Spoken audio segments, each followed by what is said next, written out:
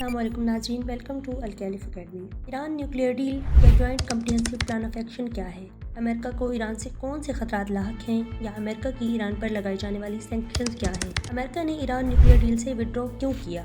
नाज़रीन, यही आज हमारी वीडियो का मौजू होगा, तो वीडियो में आगे बढ़ने से पहले हमारे चैनल को सब्सक्राइब करें और बेल आइकन पर क्लिक करें ताकि हमारे आने वाले नित नए वाक़यात पर मबनी वीडियोज़ के नोटिफिकेशन आपको मिलते रहें। Joint comprehensive plan of action United nation security council यानी UNSC के 2231 रेजोल्यूशन का हिस्सा है। इस मुआहदे पर सिक्योरिटी काउंसिल के मेंबरान ने 20 जुलाई 2015 को वोट दिया। 18 अक्टूबर 2015 को इस मुआहदे को तस्लीम कर लिया गया और 16 जनवरी 2016 को इसे बाकायदा तौर पर इम्प्लीमेंट कर दिया गया। नाज़रीन, ये मुआहदा P5+1 जिसे G5+1 भी कहा जाता है और ईरान के दरमियान तय हुआ। G5+1 को वीटो पावर्स भी कहते हैं, जिसमें France, Russia, United state of America, great Britain, China और जर्मनी शामिल है। इस मुआहदे का मतलब था न्यूक्लियर नॉन प्रोलिफरेशन, यानी वेपन्स या टेक्नोलॉजी का सिर्फ एनर्जी पर्पस या पीसफुल सिविलियन पर्पस के लिए इस्तेमाल करना। मुआहदे का बुनियादी मकसद ईरान के न्यूक्लियर प्रोग्राम को कंट्रोल करना था। अब सवाल ये पैदा होता है कि United state of America Iran के न्यूक्लियर प्रोग्राम को क्यों कंट्रोल करना चाहता था। यूनाइटेड स्टेट ऑफ अमेरिका का मानना है कि ईरान के न्यूक्लियर प्रोग्राम पर सैंक्शंस इसलिए लगाई गई कि ईरान लेबनान में हिजबुल्लाह और फलस्तीन में हमास और दूसरे टेररिस्ट ग्रुप को सपोर्ट कर रहा है। मुआहदे में तय पाया कि ईरान पर अमेरिका और यूनाइटेड नेशन की तरफ से लगाई जाने वाली पाबंदियां खत्म कर दी जाएंगी।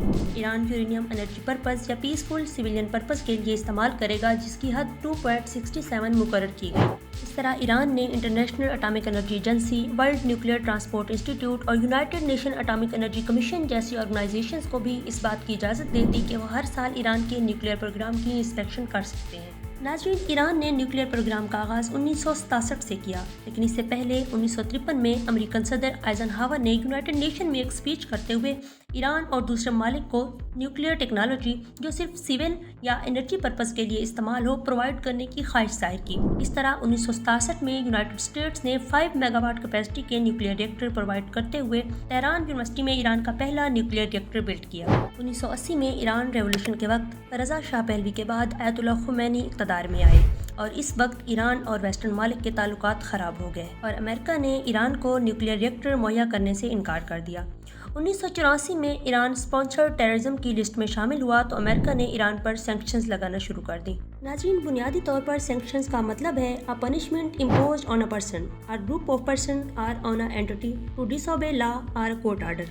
इस तरह अमेरिका की ईरान पर लगाई जाने वाली सैंक्शंस का मतलब था ईरान के साथ किसी तरह का भी ताल्लुक ना रखना, यानी कता ताल्लुक हो जाना। इन सैंक्शन में इकोनॉमिक, मिलिट्री, डिप्लोमेसी और स्पोर्ट्स सैंक्शंस शामिल थी। 2010 में अमेरिका ने comprehensive sanction accountability and divestment act पास करके ईरान पर लगाई गई पाबंदियों को मजीद सख्त कर दिया।